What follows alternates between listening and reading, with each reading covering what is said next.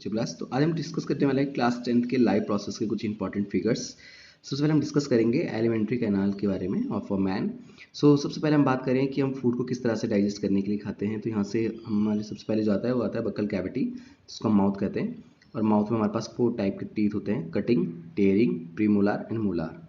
यहाँ से हमारे माउथ में जो होता है वो होता है स्लाइवरी ग्लैंड, जो स्लाइवा सीक्रेट करती है। और स्लाइवा के सीक्रेट होने के साथ साथ हमारे माउथ में जो होता है एमाइलेस एंजाइम, वो फूड पार्टिकल्स को और छोटा छोटा ब्रेक करके उसमें से कार्बोहाइड्रेट को डाइजेस्ट कर देता है।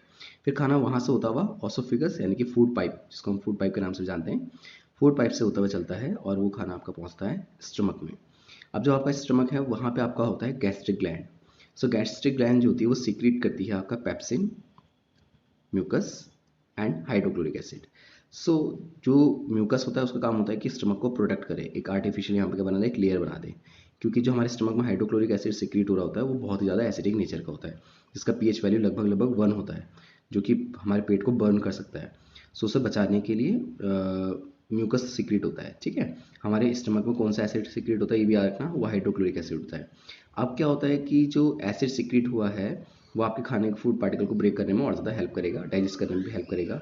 ठीक है, और उसको जल्दी से जल्दी ब्रेक डाउन करने में भी हेल्प करेगा। अब क्योंकि स्टमक में पेप्सिन होता है, दैट्स वाई आपका प्रोटीन जो है यहाँ पे वो डाइजेस्ट हो जाता है। यहाँ से अगर हम आगे चले तो अब पैनक्रियास वाला जो जोन है वहाँ पे आपका जो डाइजेशन का काम हो रहा है वहाँ पे हो रहा है, वहाँ पे सीक्रेट होती है जो आप देख रहे हैं ना, इसको हम पैनक्रियास कहते हैं। देखिए ये लिखा है पैनक्रियास। पैनक्रियास क्या होता है? पैनक्रियास में होते हैं आपके ट्रिप्सिन, एमाइलेस एंड लिपास, जिसको हम लिपास ही कहते हैं। ठीक है, इसका काम क्या होता है कि जो खाना यहाँ से जो बच गया है, नीचे आ रहा है जो खाना आपका, उस खाने में अगर कोई फैट पार्टिकल्स है तो उसको ब्रेक डाउन करें। पैनक्रियास तभी काम कर सकता है जब आपका खाना एसिडिक ना होकर बेसिक हो। तो पैनक्रियास क्या करता है, लीवर को कॉल करता है, वहाँ से सीक्रेट करवाता है बाइल जूस। बाइल जूस जो होता है वो हमारे खाने को, जो रिमेनिंग खाना जो पेट से चलता हुआ आया है, उसको पूरा पूरा बेस बना देता है। बाइल जूस, याद रखना मेरे वर्डों को, लीवर से सीक्रेट होता है बाइल जूस। बाइल जूस जो होता है खाने को पूरा बेस बना देता है। अब बेस बना दिया है क्योंकि खाने को, तो जो पैनक्रियाज में आपका ट्रिप्सिन होता है वो इजीली डाइजेस्ट कर देता है किसको, फूड को। ठीक है, इसके बाद सेकंड नंबर पे उसको प्रोटीन डाइजेस्ट कर देता है ट्रिप्सिन। अब उसमें लिपास भी प्रेजेंट होता है, जिसका काम होता है कि फैट, अगर खाने में आपका फैट है कोई, उसको डाइजेस्ट करे। तो उसके लिए दोबारा से लीवर को कॉल जाती है, लीवर सीक्रेट करता है आपका, ये देखिए जो आप ये बना रखा है ये लीवर का डायग्राम है। जो लीवर है, लीवर क्या सीक्रेट करेगा आपका, लीवर सीक्रेट करता है बाइल सॉल्ट। बाइल सॉल्ट जो होता है वो खाने में से फैट के, बाइल सॉल्ट जैसे यहाँ से आएगा तो बाइल सॉल्ट जो होता है खाने को और छोटे छोटे टुकड़ों में तोड़ देता है, जिसके कारण लिपास या लिपिड जो होता है उसको डाइजेस्ट, वो तोड़ देता है, डाइजेस्ट हो जाता है यहाँ से। ठीक है, लिपास से होने के बाद आगे चलते हैं और उसके बाद आता है हम स्मॉल इंटेस्टाइन, जो कि ये देख रहे हैं, इसमें फिंगर लाइक स्ट्रक्चर्स बनी होती है जिसको हम विलीज कहते हैं। और ये स्मॉल इंटेस्टाइन भले ही है लेकिन इसका साइज बहुत बड़ा होता है, ये 6 से 6.5 सेंटीमीटर लंबी होती है और 6 से 6.5 मीटर लंबी होती है। और इसके अंदर फिंगर लाइक स्ट्रक्चर्स बने होते हैं जो खाने को, जैसे जैसे फिंगर लाइक है ना, तो लार्ज सरफेस दे रहे हैं, ऐसे ऐसे बना होता है, जैसे आपने टावल में देखा होगा, अपनी टंग में देखेंगे तो वहाँ पे भी फिंगर लाइक स्ट्रक्चर्स होते हैं, वो जिसको हम विलीज कहते हैं।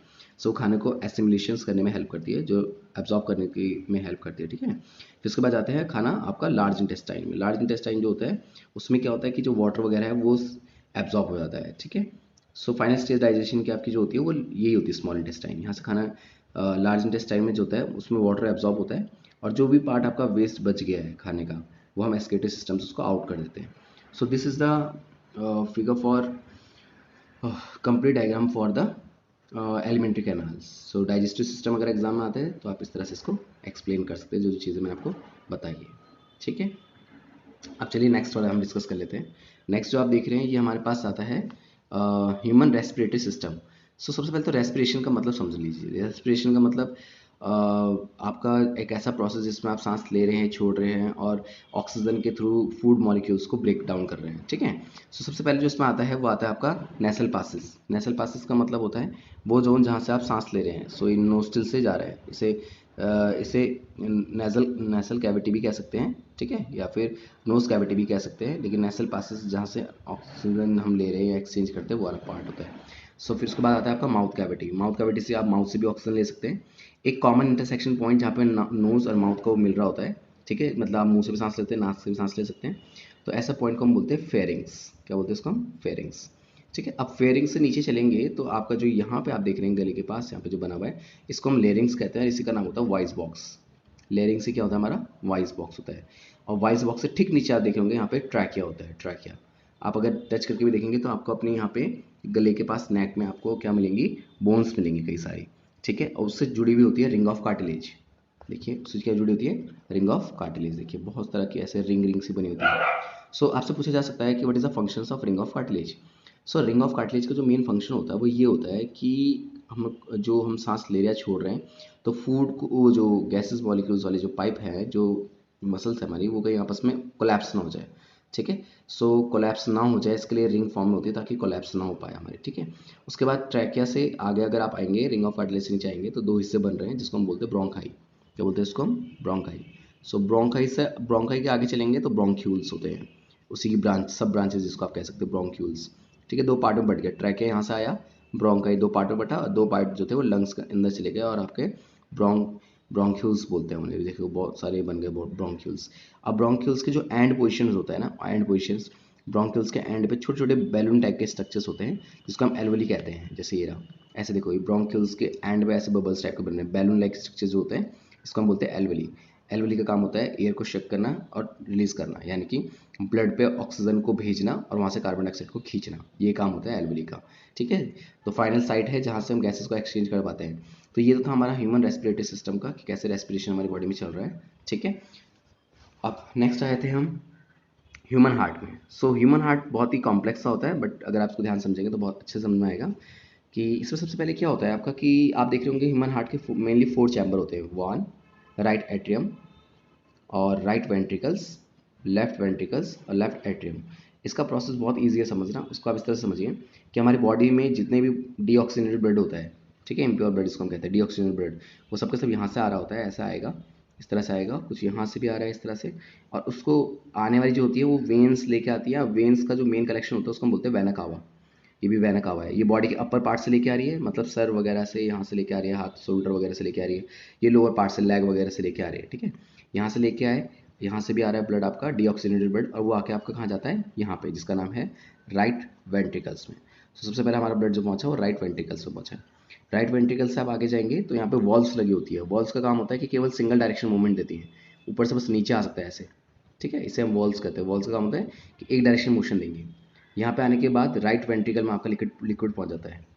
लाइट कहाँ पे, राइट वेंट्रिकल्स पे। वो जो डीऑक्सीजन ब्लड था वो राइट वेंट्रिकल से पहुंचा। अब वहाँ से वो होता हुआ चलता है आपका मेन, यहाँ से देख रहे होंगे ना आप, ये रहा पल्मोनरी आर्टरीज में, यहाँ से राइट वेंट्रिकल से ब्लड आपका निकला और चलता है पल्मोनरी आर्टरीज में। देखिए पल्मोनरी इज द एक्सेप्शंस, वैसे आर्टरीज हमेशा ऑक्सीजनेटेड ब्लड लेके जाती है, लेकिन जहाँ पे पल्मोनरी ब्लड लग जाता है वो एक्सेप्शन होता है। अभी आपका डीऑक्सीजनेटेड ब्लड लेके जा रही है, यहाँ से गई कहाँ गई, लंग्स में, वहाँ उसको ब्लड को फिल्टर किया। फिल्टर करने के बाद पल्मोनरी वेन्स लेके आ रही है साफ खून, यानी कि ऑक्सीजनेटेड ब्लड। जबकि वेन्स का काम होता है कि वो डीऑक्सीजनेटेड ब्लड लेके आए, लेकिन यहाँ पे पल्मोनरी वर्ड लगा हुआ है तो पल्मोनरी एक्सेप्शन होता है। लंग्स से पल्मोनरी वेन्स क्या करती है, उसको खींच के लेके आ रही है किसको, ब्लड को, प्योर जो ऑक्सीजनेटेड ब्लड है वो आ रहा है आपका लेफ्ट एट्रियम में। सो लेफ्ट एट्रियम से आपका होता चल रहा है वॉल्व की हेल्प से लेफ्ट वेंट्रिकल्स में।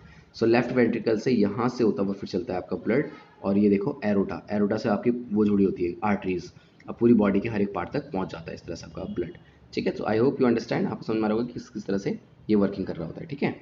और ये जो हमारे जो ह्यूमन हार्ट के 4 चैम्बर हैं उनको 2 पार्ट में डिवाइड करने वाले जो होता है उसको हम सेप्टम बोलते हैं। सेप्टम डिवाइडिंग वॉल है देखिए, ठीक है। सो ह्यूमन हार्ट के 4 चैम्बर होते हैं, ये आप याद रखेंगे।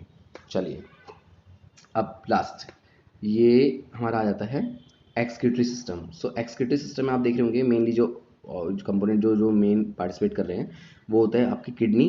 तो ये किडनी जो आप देख रहे हैं ये, और इसके बाद ये जो आप ट्यूब देख रहे हैं इस तरह की, जो ये ट्यूब आपको यहाँ पे दिखाई दे रही है ऐसे ही देखिए रहा, इसको हम बोलते हैं यूरेट्रा, ये यूरेटर बोलते हैं। ये रहा, ये जो 2 पाइप दिख रहे हैं आपको, ठीक है, जो किडनी से जुड़े हुए हैं। और यूरेटर के आगे नीचे जो आप देख रहे हैं इसको हम बोलते हैं यूरिनरी ब्लैडर, जहाँ पे हमारा यूरिन इकट्ठा होता रहता है, ठीक है। लास्ट वाला जो पार्ट है उसको हम यूरेथ्रा कहते हैं, ठीक है। सो बस इस तरह से याद रखिए जैसे कि सबसे पहले जो हमारी बॉडी में जो हमारा ब्लड होता है, इम्प्योरिटी होती है ब्लड की। देखिए किडनी में जो फिल्टर हो रहा होता है वो हो रहा होता है ब्लड में से नाइट्रोजनस वेस्टेज, पॉइजन, सब्सटेंस, ये सारी चीज़ होती है, उसको प्योर किया जाता है, ठीक है। तो ब्लड में वहाँ पे, यहाँ पे लंग्स के थ्रू क्या हो रहा था, लंग्स के थ्रू उसमें ऑक्सीजनेटेड ब्लड बनाया जा रहा था, और इसके थ्रू क्या हो रहा है उसको, इसमें से जितनी भी इम्प्योरिटी है, लाइक नाइट्रोजनस वेस्टेज है, यूरिया वगैरह की है, नाइट्रोजन की कोई इम्प्योरिटी है हमारे शरीर के अंदर, ठीक है, कोई पॉइजनस सब्सटेंस अगर हमें उसे हटाना है तो किडनी उसमें बहुत ज़्यादा हेल्प करती है। तो ब्लड को प्योर करने के लिए सबसे पहले ब्लड आएगा और किडनी के अंदर जाएगा, अब तो ये हम देख रहे हैं एक्सक्रीटरी सिस्टम में। तो एक्सक्रीटरी सिस्टम में मैंने अभी आपको बताया कि किडनी के अंदर बहुत सारे नेफ्रॉन्स होते हैं, ठीक है। अगर आप नेफ्रॉन को कट करके देखेंगे, अगर आप इस किडनी को कट करके देखेंगे तो आप इसके अंदर आपको बहुत सारे नेफ्रॉन्स मिलेंगे। और वो जो नेफ्रॉन्स हैं, मैं देखता हूँ कि अगर इसका डायग्राम यहाँ पे हो नेफ्रॉन का, ये देखिए नेफ्रॉन के ये ऐसा ये एक नेफ्रॉन है, सिंगल नेफ्रॉन।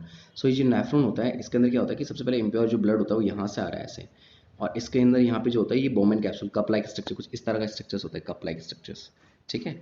इसको हम बोमेन कैप्सूल कहते हैं। बोमेन कैप्सूल के अंदर ग्लोमरस होता है। ग्लोमरस का काम होता है कि ब्लड को फिल्टर करना, छानना। ये जब छन जाता है ब्लड आपका, तो यहाँ से ब्लड फ्लूइड जो होता है वो आगे प्रोसेस बॉडी के लिए चला जाता है।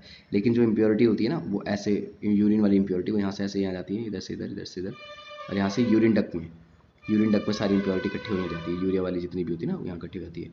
इसके बाद बॉडी से उसको आउट कर दिया जाता है, ठीक है। ऐसे ऐसे देखिए, यहाँ से ऐसे जो जितनी भी इम्प्योरिटी यूरिन डक्ट के थ्रू यूरेटर से होता हुआ और कहाँ जाता है, यूरिनरी ब्लैडर पे जाता है। यहाँ स्टॉक हो जाता है और एक इसकी लिमिट होती है, एक्सपेंड होगा एक्सपेंड होगा एक्सपेंड होगा, लेकिन एक लिमिट के बाद ये एक्सपेंड नहीं होता है और आपको सिग्नल जाएगा कि आपको यूरिन आउट करना है, और फिर यूरेथ्रा के थ्रू उसे आउट कर देते हैं। सो ये मोस्ट इंपॉर्टेंट आपके वो हैं जो कि इंपॉर्टेंट फिगर्स है जो एग्जाम में भी दिए जाते हैं, ठीक है ना। I hope you understand. और अगर समझ में आया तो please do like share and subscribe. Thank you so much.